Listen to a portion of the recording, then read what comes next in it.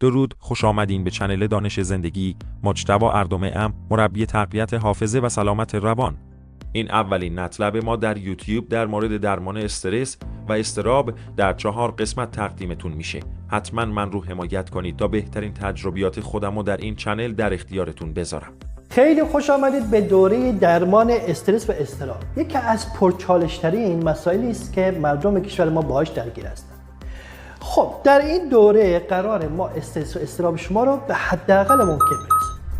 خب اول بریم ببینیم که چه خبر هستش. فکر میکنی که فقط تو تنها هستی که استرس و اضطراب گرفتی؟ احساس بی‌وزنی، بی‌رمقی میکنی تو اون موقعیت؟ همش در طول روز به اضطراب و استرست فکر میکنی؟ دنبال یه راه حل دائمی هستی اما نمیدونی از کجا شروع کنی؟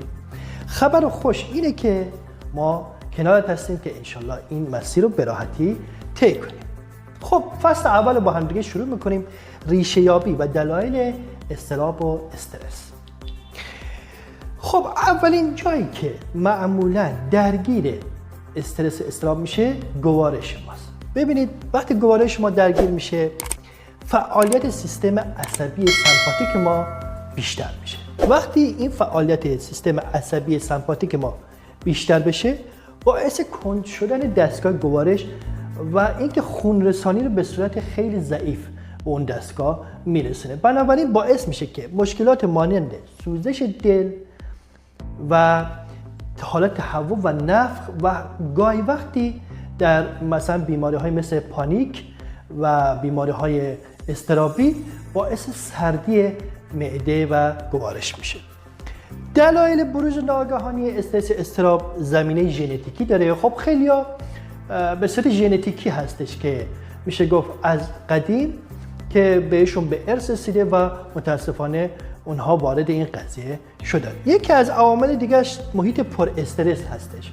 خب بعضی خانواده‌ها هستن که واقعا تو خانواده‌ها فرزندی که به دنیا میاد یک شرایط تو خانواده هست مثل دعواهایی که در اون خانواده پیش میاد یا خدای نکرده عزیزی رو که از دست میدن، محیط استرس زایی براشون به وجود میاد. ترس های گذشته. ببینید خب بالاخره هیچ انسانی در روی کره زمین وجود نداره که از قدیمش یک موردی باعث بشه، یه حادثه باعث بشه که اون باعث ترسش نشده باشه و از همون لحظه به بعدش معمولا شروع میکنه به اون اضطراب و استرسش که میخواد باهاش مبارزه کنه. حوادث و فاکتورهای محیطی. ببینید خب حوادثی که حتی شاید توی خانواده نباشه ولی در بیرون به وجود اومده باشه، میتونه یه تصادف باشه که شما یه دفعه میبینید و اون تصادف حالتون رو بد میکنه. و فاکتورهای محیطی که دیگه خودتون میدونید در طول جامعه راه میرید و حالا یه نفر باهاتون درگیر میشه. همه اینها بستگی داره که ناگهان باعث بشه که شما استرس و اضطراب بگیرید. خب استرس و اضطراب چگونه به وجود میاد؟ ببینید بدن انسان دارای یک سیستم جنگ و گریزه، درست شد؟ که وقتی که یک عامل خطر براش به وجود میاد میخواد باهاش مبارزه کنه. وقتی میخواد با اون مبارزه کنه، اون عاملی که خطر داره، تهدید کننده هست، باعث فعالسازی سیستم سمپاتیک در مغز میشه.